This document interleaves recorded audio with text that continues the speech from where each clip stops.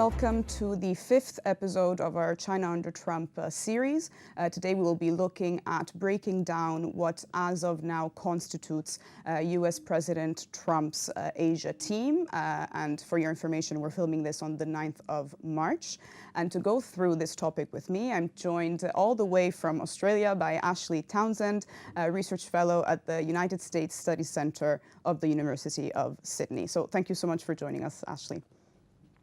Thanks, Stefania. So I think what is interesting to look at is to maybe pinpoint a couple of individuals that so far make up the Asia team for Trump. As of now, probably one of the most interesting picks has been Matthew Pottinger, who is the National Security Council's Senior Director for Asia. Why do you think so many people consider him to be a bit of an outsider? Well, Pottinger has never held an official position before. He was originally trained as a Mandarin linguist and lived in China and Taiwan as a journalist for many years. Pottinger has then left his role as a Reuters and Wall Street Journal journalist in order to go and join the US Marines, where he served as an intelligence officer in Afghanistan. And he was a very close friend of the former National Security Advisor, Mike Flynn. So that's how he found his way to the National Security Council. It's not a very typical route. You normally have a Washington insider, someone who probably has a PhD in studying regional security affairs, and also who works in one of the Washington think tanks.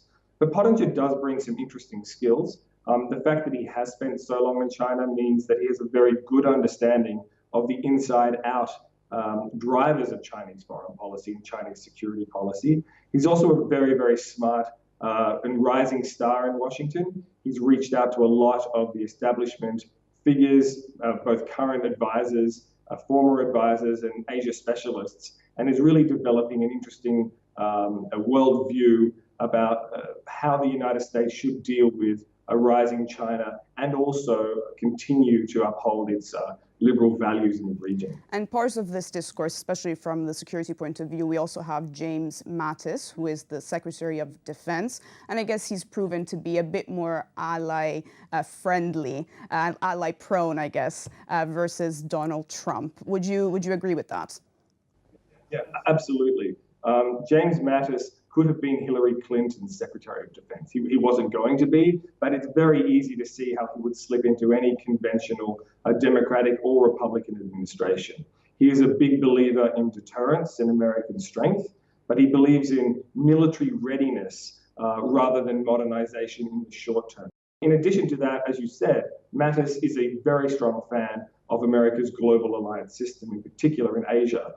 He has been the one that has stewarded Trump and others in the administration from their very critical stance on Japan and South Korea in particular, around to a very supportive stance, if a little bit transactional, on these two principal Asian allies.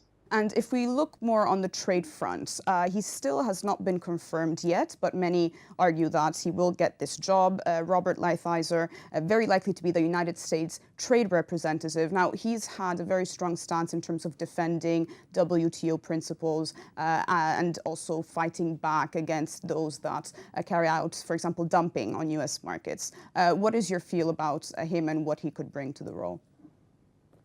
That's absolutely right. A lot of people would say that he is at the very edge of what would be considered upholding WTO principles. Lighthizer was a deputy US trade representative in the Reagan administration, and he became famous, really, for taking a very tough stance, throwing the book, if you like, at countries like Japan who were dumping in US markets. And since then, he worked as a private trade lawyer, doing the same thing for the US companies.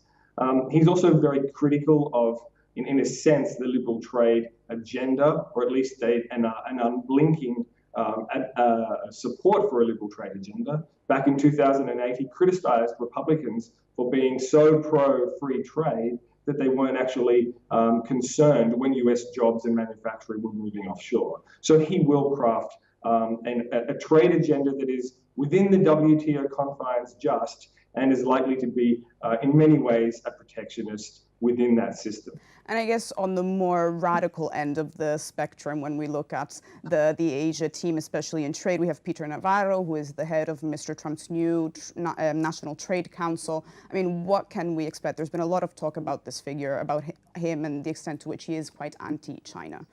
Yeah, Navarro is a very interesting character. He's written a book called Death by China, which in many ways is a very populist, almost frightening account of how China is really the boogeyman behind every issue that troubles the United States in the world. He does have a PhD in economics from Harvard, but he's considered by many to be a little bit of a fringe dweller. And until Trump embraced him during the campaign, he was very much an outsider in current policy debates. The interesting thing about him is not just the fact that he has been, like Trump, one of the people in the administration who wants to put a 45% tariff on Chinese goods. That probably won't happen, but something close to it might in time. But he's also suffering a little bit from mission creep. Navarro writes also about the need for the US to defend Taiwan, to build a 350-ship navy to deter China, and to stand up for US values in Asia against the sort of authoritarian tendencies of China. So even though he is head of the White House's new National Trade Council, he does have a much broader and very hard view towards China. And actually, the reason why I picked these individuals, obviously there are many more people involved in the Asia team that is being built. It's because it really underscores how Trump's Asia team really has a very different set of perspectives at play, and also different ideas in terms of what kind of role the US should play in Asia. And where do you think points of friction might arise, and where do you think, who will sit where in these kinds of contrasts? Well, I think there are 2 points of friction, at least, that we can expect. In the administration broadly, the question of whether the US will continue to uphold liberal internationalist values like human rights and democracy that it is well known for, not just in the world, but in the region as a standard bearer for these values, that's really open to question. You have individuals like Matthew Pottinger, for whom one of the reasons he left his role as a journalist living in China, as his time working there had taught him that really living in a closed society without media freedom, without a separation of powers, he felt that he could come to respect American democracy more. And that's why he joined the Marines. That's why he went, in his words, really to fight for US democratic ideals abroad and to stand up for his country. General Mattis, to a degree, is someone who also champions this view, but others in the administration, no one's particularly sure whether they care that much about the liberal international order.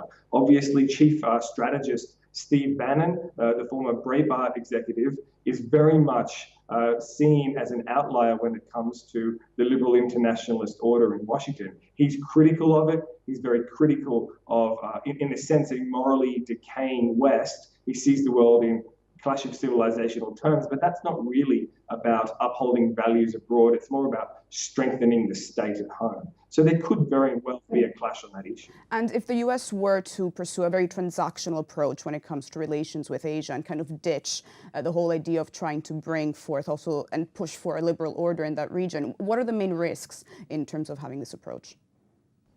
Well, that goes to your point about the US role in Asia. On the one hand, you have, I think, a sense that the United States will have a muscular, military first, if you like, footprint in Asia. But on the other hand, there will be this transactional approach. Donald Trump, during the election, became infamous when he talked about US allies free riding. Now, he stopped saying that when it comes to Japan and South Korea, but he does want to get more from these countries. He wants to see them not only burden share more, but he also wants to see them do something to bring jobs back to the United States. And so when you had Trump meet with the Japanese Prime Minister Shinzo Abe recently, Shinzo Abe prepared a $450 billion investment and jobs package. It didn't actually get signed, but it was in a sense a sweetener that was to build and buy some goodwill from Trump, because there is a concern that he will be very selective and transactional when it comes to alliance management. And in terms of having the US not really have a very integrated, potentially, vision of Asia, if it does pursue this transactional approach, what are the risks there? I think the risk there is that, the United States, if it does really care, well, if Donald Trump's administration really does care about major powers and trade deals, there's not a lot of room for other initiatives to be pursued. Southeast Asia is likely to be neglected, I think, by this administration. We haven't heard anyone in the cabinet talk about ASEAN or engaging with Southeast Asian nations in a way that Obama became quite well known for. And certainly the issues, if you like, that underscore American interests in Asia in this administration are not about building infrastructure, capacity building. They're not about climate change and human rights and governance assistance. All of these aspects of Obama's rebalance in the non-security side of the rebalance. They're about big-ticket trade deals, bilateral ones, not regional architecture like the TPP, which is also gone. And they're about alliances and getting at something for America from all of that. Well, thank you so much, Ashley, for joining us. This is obviously a work in progress. Thank you so much for your insights. Thanks, Stefania. Great to be here.